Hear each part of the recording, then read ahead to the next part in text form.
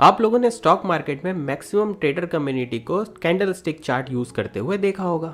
I hope आप लोगों के मन में भी ये सवाल आता होगा कि कैंडल स्टिक चार्ट के इतने पॉपुलर होने के बाद भी मार्केट में काफी तरीके के चार्ट्स क्यों अवेलेबल हैं, किस पर्टिकुलर कंडीशन में हमें कौन सा चार्ट यूज करना चाहिए और ये चार्ट बनते कैसे हैं। तो आज हम इस वीडियो में डिफरेंट टाइप ऑफ चार्ट्स के बारे में डिटेल में डिस्कशन करने वाले हैं। वैसे तो मार्केट में काफ़ी तरीके के चार्ट्स अवेलेबल हैं, पर हमने इस वीडियो में कुछ स्पेसिफिक और पॉपुलर चार्ट्स को ही इंक्लूड किया है। ये चार्ट्स हैं line chart, bar chart, candlestick chart और हाइकेनेशी चार्ट। इस वीडियो को लास्ट तक ज़रूर देखिए, ये बहुत ही इन्फॉर्मेटिव वीडियो है। अगर आपने हमारे चैनल को अब तक सब्सक्राइब नहीं किया है तो प्लीज़ हमारे चैनल को सब्सक्राइब ज़रूर करें। तो चलिए स्टार्ट करते हैं। सबसे पहला चार्ट है लाइन चार्ट। लाइन चार्ट सारे चार्टिंग टाइप्स में सबसे बेसिक चार्ट है और इस चार्ट को एक डेटा पॉइंट को प्लॉट करके बनाया जाता है। तो जैसा कि आप इस इमेज में देख सकते हैं, ये आईसीआईसीआई बैंक का लाइन चार्ट है। तो आपके मन में यह सवाल आ सकता है कि इस चार्ट को कैसे बनाया जाता है। लाइन चार्ट को किसी भी स्टॉक के क्लोजिंग प्राइस को प्लॉट करके बनाया जा सकता है। तो सपोज किसी ग्राफ पर आप किसी पर्टिकुलर स्टॉक के क्लोजिंग प्राइसेस को प्लॉट करना स्टार्ट करते हैं। तो चलिए इसको एक एग्जांपल से समझते हैं। तो सपोज किसी कंपनी का स्टॉक का कल का क्लोजिंग प्राइस 48 रुपीज़ था, तो हम यहाँ उस 48 रुपये को एक पॉइंट से इंडिकेट कर रहे हैं। इसी तरीके से सपोज आज उस पर्टिकुलर कंपनी का स्टॉक 52 रुपये पर बंद हुआ, 52 रुपये को भी हम एक डॉट से प्लॉट कर देते हैं।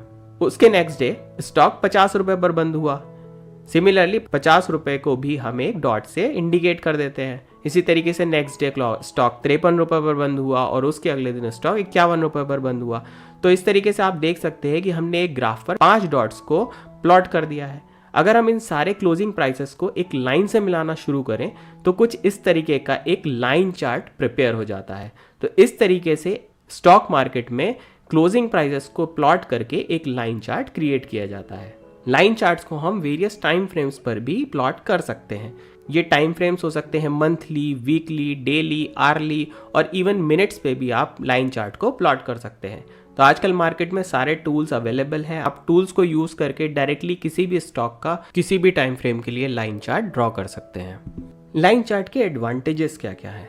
तो जैसे कि आप देख सकते हैं, बहुत ही सिंपल चार्ट है, इसलिए सिंप्लिसिटी इसका एक एडवांटेज है। इसमें कोई भी नॉइस नहीं होती है। यहाँ नॉइस से मतलब है कि जैसा कि आप कैंडल स्टिक चार्ट में देखते हैं कि कैंडल स्टिक चार्ट में छोटे छोटे मूव्स को भी कैप्चर किया जाता है, बट लाइन चार्ट में हम सिर्फ क्लोजिंग पॉइंट्स को यूज करके हम कैंडल स्टिक चार्ट को ड्रॉ कर सकते हैं। इसलिए यहाँ कहा जाता है कि इसमें कोई नॉइस नहीं होती है। लाइन चार्ट का एक और फायदा है कि एक ही नज़र में देखकर ट्रेडर ये आइडेंटिफाई कर सकता है कि स्टॉक में किस तरीके का ट्रेंड चल रहा है। ट्रेंड के बारे में हम ऑलरेडी प्रीवियस वीडियोज में डिस्कशन कर चुके हैं। आप आईसीआईसीआई बैंक के लाइन चार्ट को देखकर इजीली बता सकते हैं कि आईसीआईसीआई बैंक में एक अप ट्रेंड चल रहा है। लाइन चार्ट के कुछ डिसएडवांटेजेस भी हैं। पहला डिसएडवांटेज है सिंप्लिसिटी। सिंप्लिसिटी एक डिसएडवांटेज भी हो सकता है, क्योंकि जैसा कि आप जानते हैं कि लाइन चार्ट क्लोजिंग प्राइसेस को प्लॉट करके बनाया जाता है, इसलिए इसमें हमें यह पता नहीं चलता है कि दिन के दौरान उस स्टॉक का ओपनिंग प्राइस, हाईएस्ट प्राइस और लोएस्ट प्राइस क्या था। यहाँ आप लोगों के मन में एक सवाल आ सकता है कि जब ये चार्ट इतना सिंपल है तो इसे मार्केट में क्यों यूज किया जाता है? तो मार्केट में लाइन चार्ट को सपोर्ट और रेजिस्टेंस लेवल ड्रॉ करने के लिए यूज किया जाता है। हमने अपने लास्ट वीडियो में ये डिस्कशन किया था कि लाइन चार्ट को यूज करके हम सपोर्ट एंड रेजिस्टेंस कैसे ड्रॉ कर सकते हैं।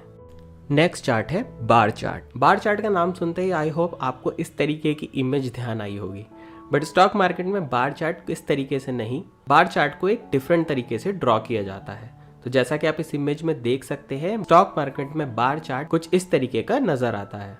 सो बार चार्ट में सभी 4 प्राइस वेरिएबल्स अवेलेबल होते हैं, जो कि होते हैं ओपन, क्लोज, हाई और लो।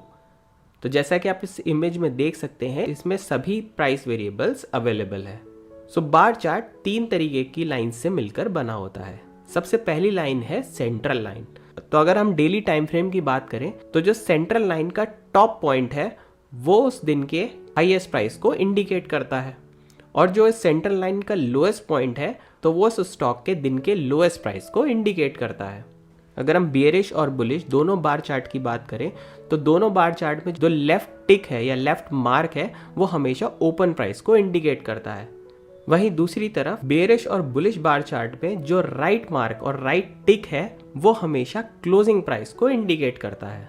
तो जैसा कि आप देख सकते हैं बुलिश बार चार्ट में ओपन टिक हमेशा नीचे की तरफ और क्लोज टिक हमेशा ऊपर की तरफ होगी। वहीं बेयरिश बार चार्ट में ओपन मार्क हमेशा ऊपर की तरफ और क्लोज मार्क हमेशा नीचे की तरफ होगा। तो चलिए इसको एग्जांपल से समझते हैं। सपोज किसी स्टॉक का प्राइस आज 45 रुपये पर ओपन हुआ, 45 रुपये से वो गिरते गिरते 42 रुपये तक आया, पर अचानक से बुल्स एक्टिव हुए और वो उस कंपनी के स्टॉक प्राइस को 55 रुपये तक ले गए। 55 रुपये उसका हाईएस्ट प्राइस हुआ। वहीं वो स्टॉक दिन के खत्म होते होते 52 रुपये पर बंद हुआ।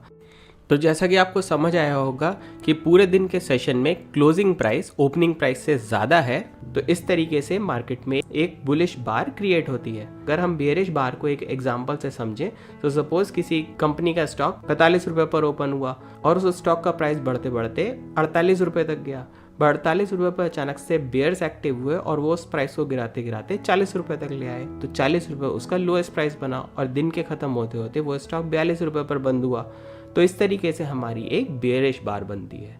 तो आई वो आपको समझ आया होगा कि बार चार्ट किस तरीके से क्रिएट किए जाते हैं। अगर आप आज से 10-15 साल पुरानी किसी भी स्टॉक मार्केट की बुक को उठाकर पढ़ें तो उसमें आप जितने भी चार्ट देखेंगे वो सभी बार चार्ट्स होंगे, क्योंकि बार चार्ट को पुराने टाइम पर ही यूज़ किया जाता था। बार चार्ट की प्रॉब्लम ये है क्योंकि ये विजुअली अपीलिंग नहीं होते हैं। तो चलिए इसको एग्जांपल से देखते हैं। अगर हम किसी कंपनी के स्टॉक की मल्टीपल बार्स को एक साथ देखें तो देखते हैं वो किस तरीके की नज़र आती है। तो जैसा कि आप इस इमेज में देख सकते हैं कि ये चार्ट बिल्कुल भी विजुअली अपीलिंग नहीं है, कि इसमें ट्रेडर को समझने में काफ़ी दिक्कत होगी कि किस प्राइस पर स्टॉक ओपन हुआ है, किस पर क्लोज हुआ है, क्या हाईएस्ट प्राइस था, क्या लोएस्ट प्राइस था, क्योंकि इस चार्ट की कॉम्प्लेक्सिटी काफ़ी ज़्यादा होती है। तो ट्रेडर को काफ़ी दिक्कत होती है अगर उसे दिन के दौरान मल्टीपल चार्ट्स को एनालाइज करना पड़े, तो बार चार्ट को एनालाइज करने में काफ़ी दिक्कतें होती है। इसलिए ट्रेडर कम्युनिटी में आजकल बार चार्ट का यूज़ नहीं किया जाता है। नेक्स्ट चार्ट है कैंडल स्टिक चार्ट। तो जैसा आप लोग जानते हैं कि आजकल ट्रेडिंग मार्केट में सबसे पॉपुलर जो चार्ट यूज़ किया जाता है वो चार्ट है candle stick chart. Majority of traders candle stick charts का ही डे टू डे ट्रेडिंग या फिर लॉन्ग टर्म इन्वेस्टिंग करने के लिए भी कैंडल स्टिक चार्ट का यूज़ करते हैं। कैंडल स्टिक एक ऐसा पैटर्न है जिसको रेक्टेंगुलर बॉडी की शेप में डिस्प्ले किया जाता है। ये रेक्टेंगुलर बॉडी स्टॉक के ओपन और क्लोज प्राइस को इंडिकेट करती है। इस रेक्टेंगुलर बॉडी के ऊपर और नीचे एक शैडो होती है और वो किसी ट्रेडिंग सेशन में स्टॉक के हाईएस्ट और लोएस्ट प्राइस को इंडिकेट करती है।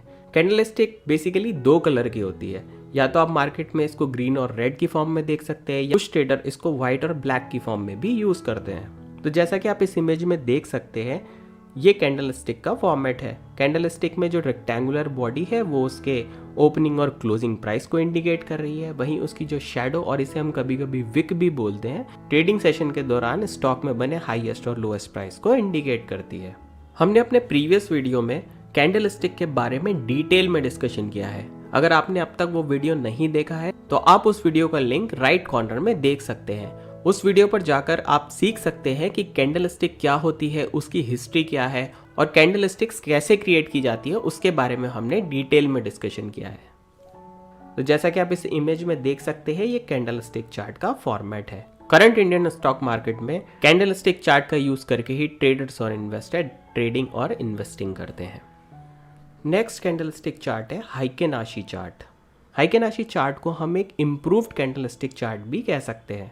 हाइकेनाशी chart candlestick pattern technique का ही यूज करके बनाया जाता है। इस चार्ट के यूज से हम मार्केट में नॉइस को कम कर सकते हैं।